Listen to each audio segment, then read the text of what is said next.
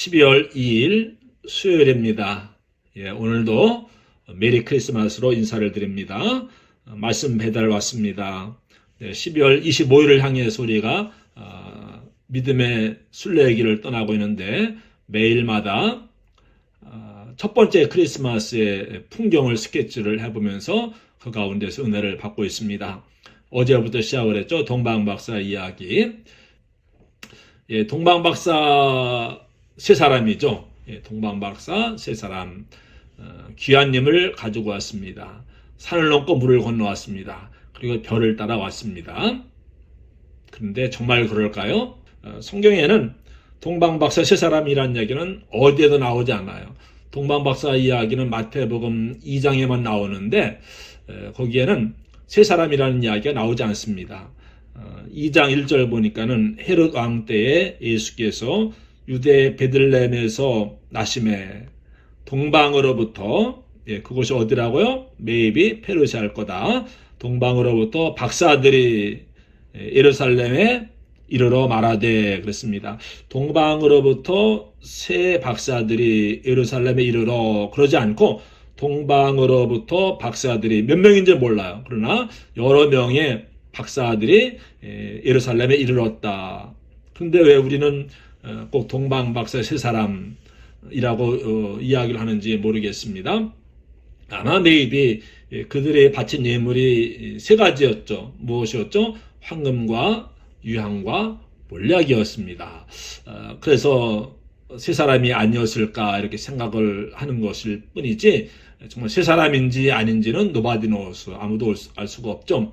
몇 사람인가 뭐 이게 그렇게 중요한 것은 아니죠. 그러나 하여간 우리는 늘 동방박사들은 세 사람이고 또 성탄절에 그 연극 같은 거 할 때 보면은 그 무대에 반드시 그 낙타가 올라오게 되죠. 낙타를 이렇게 그리게 됩니다. 세 마리의 낙타를 타고서 세 명의 동방박사들이 오는 모습을 우리가 항상 보아오지 않았습니까? 어거스틴 유명한 분이잖아요. 동방박사들이 10명이었다라고 이야기도 하고 있습니다. 10명? 처음 들어보는 이야기죠. 그래서 이제 우리 찬송가에도 동방박사 세 사람 귀한 예물 가지고 동방박사 세 사람이라고 했는데 옛날 찬송가는 그렇게 되었어요. 우리 평생 그렇게 불렀잖아요.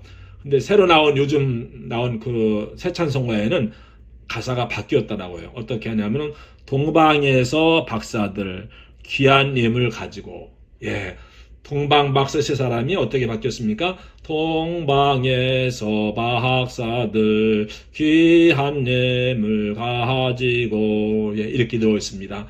성경에 세 사람이라고 하는 것이 나오지 않는 것을 알게 된 거죠. 그래서 가사를 이렇게 바꿨습니다.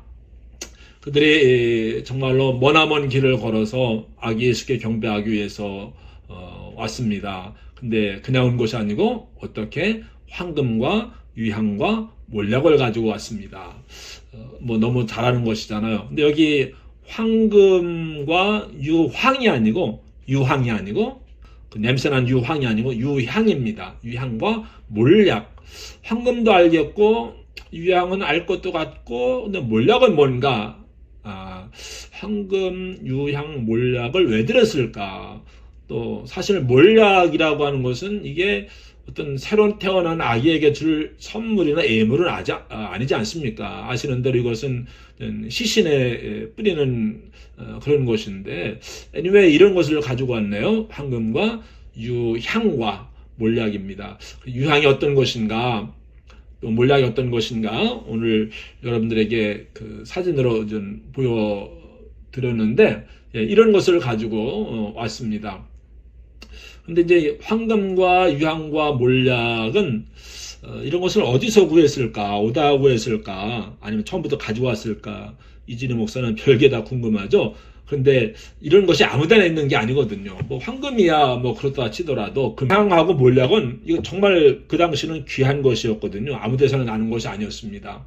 여러분 세계 최초의 무역로가 지도도 오늘 여러분들에게 보여드리고 있는데 거기를 보시면은 세계 최고의 가장 오래된 무역로가 그 유향을 수출하는 그런 길이었어요.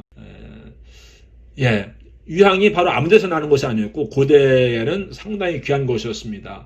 또 유향을 아무 데 가서는 구입할 수 있는 것이 아니었고, 그러면은 페르시아에서 온 사람들이 유향을 어디서 구했을까? 또 몰약도 마찬가지거든요. 몰약도 벌써 우리나라에까지 이것이 이렇게 유향과 몰약이 무역로를 통해서 아마 실크웨이였겠지만은 유향과 몰약이 우리나라에도 옛날에 절에서 사찰에서 많이 수입을 해서 사용을 했거든요.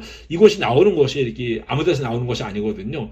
지도에서 보시면 이쪽 아라비아 반도 남쪽 오만 이쪽에서 나는 것인데, 그러면 페르시아나 이라크 쪽에서는 이런 것을 구할 수가 없거든요. 더군다나 그 옛날이니까는. 근데 이제 페트라라고 하는 곳이 있습니다. 요르단 성지 순례에 가시면 페트라가 있는데, 이제 세계 10대 불가사의 가운데 하나고, 정말, 근데 이것은 대상들이 지나가는 길목에 위치하고 있었습니다. 천지 사방에서 다 이곳을 통해서 다른 곳으로 가게 되어 있었어요. 그래서 대상들의 약대를 물고서 또 귀한 보물들을 잔뜩 싣고서 먼 길을 갈 때 또 반드시 이곳에 들렸다가 여기서 물을 교환하기도 하고, 또 여기서 쉬었다가 또 길을 떠나기도 하고, 그랬던 반드시 이쪽 지역을 통과하는 사람들이 들려야만 했던 그런 곳이 바로 페트라였습니다. 그냥 오늘날 우리가 관광지로서 알고 있는 그런 유명한 곳이 아니고 역사적으로 대단히 큰 그런 대상들의 집결지 나바티안 왕국의 수도이기도 했습니다. 이곳에 가면 이제 유향과 몰약을 쉽게 구입할 수 있는 곳이었고, 또 그곳에 가면 황금도 마찬가지였죠. 황금도 쉽게 구할 수가 있었고, 그래서 이제 아마 그곳에 가서 메시아를 위해서 이런 예물을 준비하지 않았겠는가, 그런 생각을 이제 제가 해보게 되는 겁니다. 아무튼 이런 황금과 유향과 몰약을 예물로 드렸습니다.